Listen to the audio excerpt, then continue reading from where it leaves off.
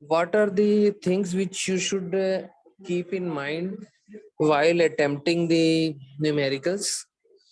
First and foremost is the units. SI units should be adopted and followed. And in case you are not using the SI units, then you should be careful for its application. Similarly, for inductance,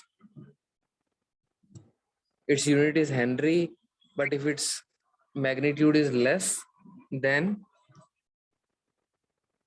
it can be millihenry or microhenry. Generally, the inductance is in millihenry because its magnitude is less, and capacitors magnitude is even less, so it is generally measured in microfarads. For example, when we are taking the EMF equations of the transformer, we require magnetic flux density. What is the unit of the magnetic flux density?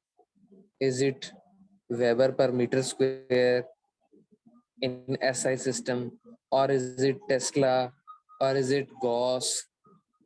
And what is their conversion factors should be known to you. Okay.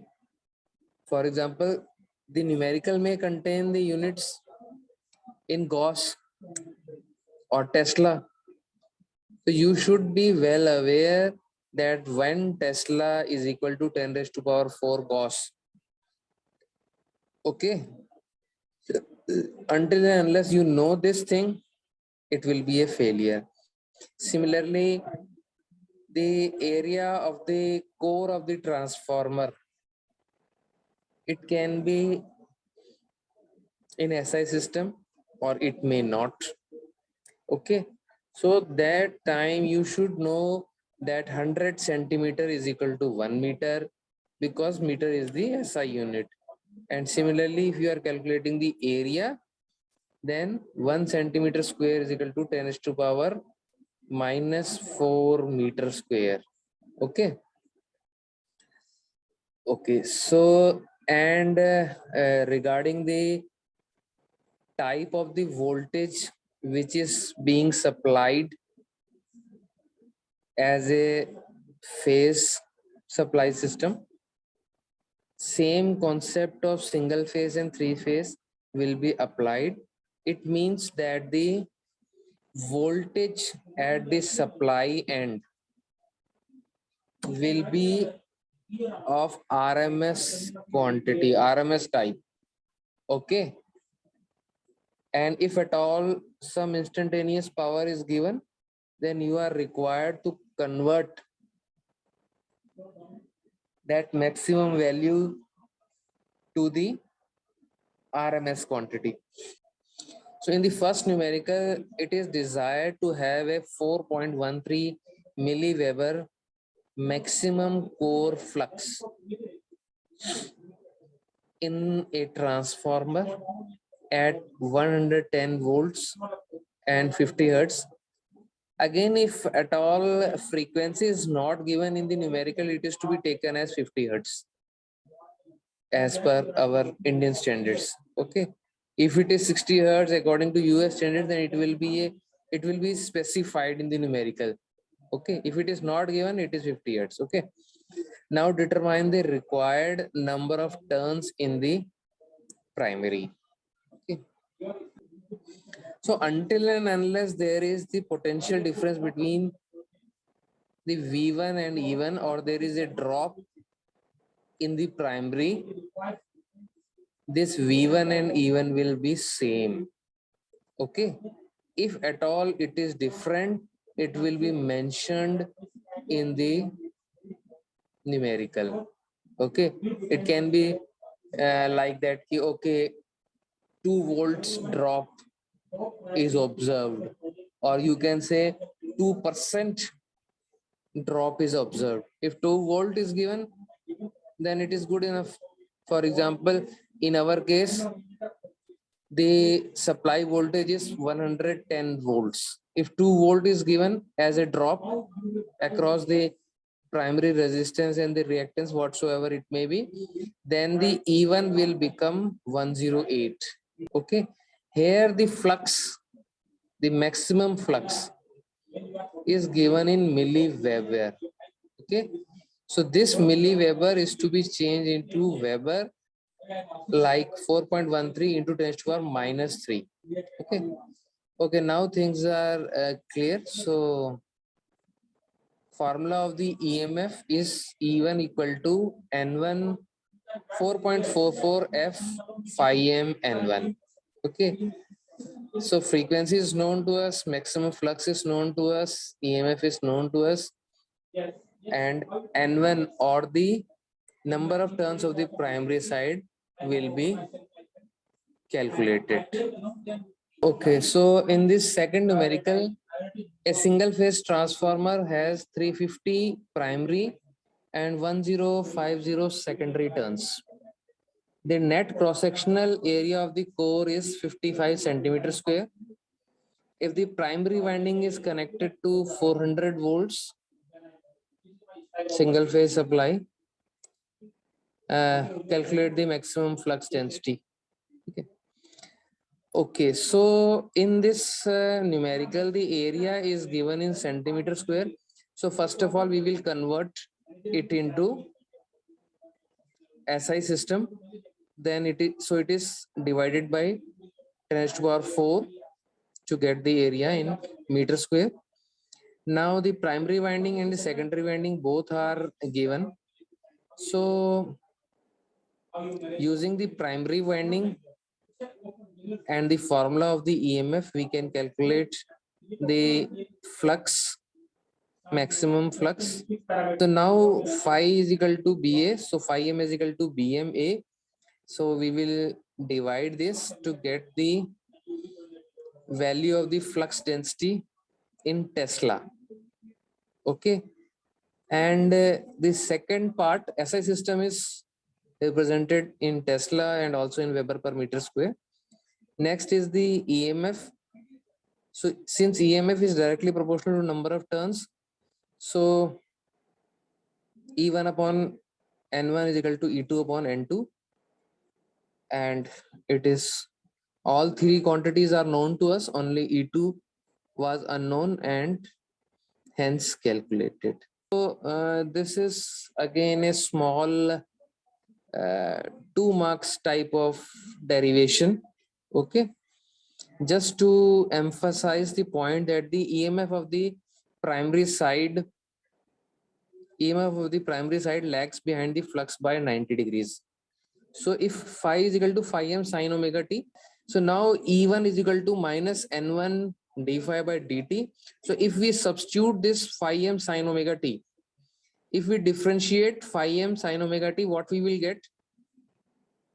Sine is converted into cos omega t.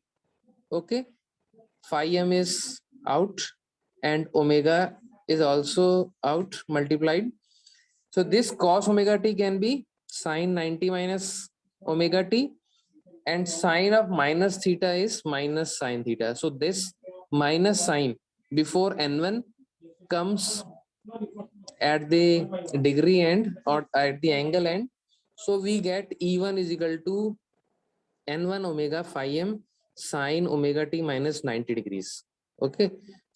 So in this numerical, the EMF per turn of a single phase 10 kVA 2200 upon 220 volts 50 hertz transformer is 10 volts. Calculate the number of primary and secondary turns. Okay. So EMF per turn is given as 10, and also the rating of the transformer is given. Okay. So E1 is equal to V1 equal to 2200. So here the ratio of the voltage is given. So whenever this ratio is given, then it is always primary first and secondary later. Okay. And if it is given as the transformation ratio, if it in the numerical it is given that the transformation ratio of the transformer is this, then it is secondary voltage upon primary voltage. If transformation ratio is not given and simple ratio is given, that it means that the primary voltage upon secondary voltage. Okay, this thing is very important, that what is to be interpreted when the voltage ratio is given. Okay, so EMF per turn is given as 10 volts. So we have to calculate the number of primary and secondary turns, or N1 and N2. So E1 equal to V1 equal to 2200 and E2 is equal to V2 is equal to 220 volts. And maximum flux density is also given as 1.5 Tesla. So N1 is equal to E1 upon EMF per turn. Okay. E1 upon N1 is what? EMF per turn. So N1 is calculated as 2200 upon 10 equal to 220. Okay. Similarly, N2 can be calculated as 22. Now we are required to calculate the area. So we will apply the formula of the EMF, that EMF per turn is equal to 4.44 F phi m. So simple application, simple substitution of the values, 10 upon 4.44 into 50, we will get as 0.045 Weber, or you can say 45 milliweber. Okay. And flux is the product of the flux density and area. So these values are substituted. Since SI system is used, SI values are used, so area is there in meter square. Okay. So here this transformer was of 10 kVA. Okay. What is the what we can interpret from this 10 kVA transformer? We can also calculate the primary and secondary current with the help of this information. Okay, that we have known, it is known to us that the VI is the volt amperes or the rating of the transformer. So here it is given as 2200 primary side into current. If it is equated to 10 kVA, K is 1000, so it is 10,000. So 10,000 divided by 2200, we will get the primary side current. So next numerical is 25 kVA transformer has 250 turns on the primary and 40 on the secondary side. Primary winding is connected to 1500 volts. Calculate primary and secondary currents on full load. Okay, full load currents are to be calculated. So first of all, same V1 is equal to 1500 equal to E1. Then E1 upon N1 is equal to E2 upon N2. Number of turns is known to us. Primary side EMF is known to us. So we can calculate the secondary side EMF. Okay. Now the rated KVA is equal to V1 I1. But V1 I1 is the voltage and the current which is measured in volts and amperes. Okay. So if it is given in kVA, then we have to multiply by 1000. Okay. So rated kVA is multiplied by 1000 divided by V1. We will get the primary side current. Similarly, I2 V2 is equal to kVA into 1000. We will get the secondary side current. Secondary side EMF is desired. So the primary side EMF is known to us. So secondary maximum flux in the core is also required. So okay, E2 we have already calculated as 240 volts. Okay, in the first line itself. Now third part is the maximum flux. So E1 is equal to 4.44 F phi m N1. So using these values, everything is known to us. We can easily calculate. Okay. Now, since this formula is the RMS value of the EMF and it is applicable for primary side and secondary side both, so we can also use the secondary side EMF formula E2. Okay. So E2 is equal to 4.44 F N2. That's it. So if you substitute 240 volts instead of E1, 1500, and N1 is substituted by N2, which is 40, we will get the same result. Okay, in the next numerical, cross-sectional area is given as 150 centimeter squares. Flux density is given, maximum flux density 1.1 is given, N2 is given as 66, and we have to determine the output in kVA when connected to a load of 4 ohm impedance. Till now we were discussing the problems in which there was no mention of the load, but now we will assume that this load is connected. So what impact will it have? We will let us see. So first of all, this area is converted in SI terms so that the flux, maximum flux can be calculated using the formula BA in Weber. Okay. Now E2 formula, N2 is known to us, frequency is known to us. So E2 is equal to 4.44 F phi m N2. So secondary side EMF is known to us, 240 volts. Okay. So when the secondary side EMF is known to us, again it is to be kept in mind that this 4 ohm is the load impedance.